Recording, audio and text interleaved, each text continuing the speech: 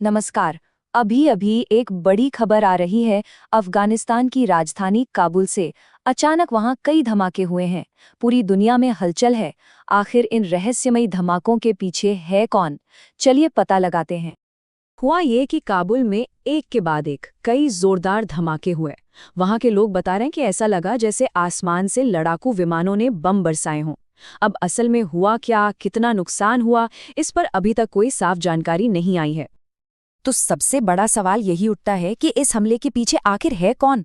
क्या ये कोई आतंकी गुट है या किसी देश की सोची समझी साजिश? आइए इसी सवाल का जवाब ढूंढने की कोशिश करते हैं। तो चलिए देखते हैं पहला सेक्शन, एक पड़ोसी की चेतावनी। अब देखिए, अभी तक किसी ने भी ऑफिशियली इसकी जिम्मेदारी नहीं ली है, लेकिन सारी उंगलियां एक ही तरफ उठ रही हैं, पाकिस्तान की एयरफोर्स। और ऐसा शक क्यों हो रहा है? इसके पीछे वजहें भी हैं। पहली बात, वहां के लोगों ने आसमान में फाइटर जेट्स देखे। दूसरी बात, मीडिया रिपोर्ट्स में सीधा सीधा पाकिस्तानी एयरफोर्स का नाम लिया जा रहा है। और सबसे बड़ी बात, पाकिस्तान की खामोशी। वो न तो हाँ कह रहा है न ना, और ये तरीका उनके पुराने क्रॉस बॉर्डर ऑपरेशन से बिल्कुल मेल खाता है। लेकिन सबसे बड़ा सबूत वो आया इन धमाकों से ठीक पहले। पाकिस्तान के डिफेंस मिनिस्टर ख्वाजा आसिफ ने एक बहुत ही कड़ी चेतावनी दी थी। उन्होंने कहा था, इनफ इज इनफ, मतलब बस बहुत हो गया। जो लोग उन्हें पनाह देते हैं उन्हें भी इसका अंजाम भुगतना पड़ेगा। ये बयान आप समझ सकते हैं एक बहुत ही साफ इशारा था। सेक्शन 2, एक घातक हमले का बदला। अब सवाल ये है कि मंत्री जी ने ये चेतावनी क्यों दी? ये कोई हवा में कही गई बात नहीं थी। इसके पीछे एक बहुत बड़ी और हाल ही में हुई घटना थी। इस पूरी कहानी को समझने के लिए हमें तहरीके तालिबान पाकिस्तान यानी टीटीपी को समझना होगा। ये एक आतंकी संगठन है। इसका मकसद क्या है? पाकिस्तान में तालिबान जैसा राज लाना। और एक बात साफ कर दें, ये अफगानिस्तान पर राज करने वाले अफगान तालिबान से अलग है। दोनों अलग अलग ग्रुप हैं। तो हुआ ये कि हाल ही में टीटीपी ने एक बहुत बड़ा हमला किया, और इस हमले में पाकिस्तानी सेना के 13, जी हाँ 13 बड़े अफसर और जवान मारे गए।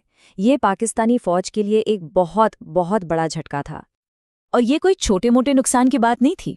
इस हमले में एक लेफ्टिनेंट कर्नल, एक मेजर और 11 सैनिक शहीद हुए। जब इतने सीनियर अफसर मारे जाते हैं तो आप समझ सकते हैं कि यह हमला पाकिस्तानी सेना के लिए कितना गंभीर था, और इसी ने बदले की आग को और भड़का दिया। तो अब जरा इन घटनाओं को एक साथ जोड़कर देखते हैं। तस्वीर बिल्कुल साफ हो जाएगी। स्टेप 1, टीटीपी ने हमला किया और 13 पाकिस्तानी सैनिकों को मार दिया। स्टेप 2, इसके तुरंत बाद पाकिस्तान के रक्षा मंत्री ने बस बहुत हो गया वाली चेतावनी दी। और स्टेप 3, कुछ ही दिनों के अंदर काबुल में ये रहस्यमयी धमाके हो गए। मतलब मोटिव, वार्निंग और फिर एक्शन। ये एक बदले की कार्रवाई का बहुत ही साफ पैटर्न दिखाता है। अब आते हैं तीसरे सेक्शन पर, एक बेचैन राष्ट्र। तो सवाल ये है कि अगर सबूत इतने साफ हैं तो पाकिस्तान इस पर चुप क्यों बैठा है? वो खुलकर क्यों नहीं बोल रहा? देखिए, इसकी वजह पाकिस्तान की अपनी अंदरूनी मुश्किलें हैं। देश के बड़े शहरों जैसे इस्लामाबाद और रावलपिंडी में इंटरनेट बंद पड़ा है। सरकार को डर है कि अमेरिका की मध्यस्थता से हुए इजराइल गाजा शांति समझौते को लेकर बड़े पैमाने पर विरोध प्रदर्शन हो सकते हैं। तो इस वक्त सरकार का पूरा फोकस देश के अंदर की इस अशांति को संभालने पर है, न कि किसी विदेशी सैन्य कार्रवाई पर बयान देने में। और अब कहानी का चौथा और बहुत दिलचस्प हिस्सा, कूटनीति बनाम हवाई हमले। क्योंकि ठीक जिस वक्त ये सब हो रहा था, एक दूसरा पड़ोसी यानी भारत अफगानिस्तान को लेकर एक बिल्कुल ही अलग राह पर चल रहा था। मतलब दोनों पड़ोसियों की स्ट्रैटेजी में जमीन आसमान का फर्क है। एक तरफ पाकिस्तान है जिसके ऊपर हवाई हमले करने के आरोप लग रहे हैं, जो बस बहुत हो गया जैसी बातें कर रहा है, और दूसरी तरफ है भारत जो डिप्लोमेसी कर रहा है, अफगान अधिकारियों का स्वागत कर रहा है और मदद का ऐलान कर रहा है। तो भारत क्या कर रहा है? देखिए, पहला कदम, उन्होंने अफगानिस्तान के विदेश मंत्री का 1 हफ्ते के दौरे के लिए स्वागत किया। दूसरा कदम, 2021 के बाद पहली बार काबुल में अपनी एम्बेसी को पूरी तरह से फिर से खोलने का ऐलान किया। और तीसरा कदम, ये वादा किया कि रुके हुए डेवलपमेंट प्रोजेक्ट्स फिर से शुरू होंगे और मानवीय सहायता भी जारी रहेगी। तो पूरी कहानी का निचोड़ इस एक लाइन में है। जब एक देश पर बम भेजने के आरोप लग रहे हैं, ठीक उसी वक्त दूसरा देश डिप्लोमैट्स और मदद भेज रहा है।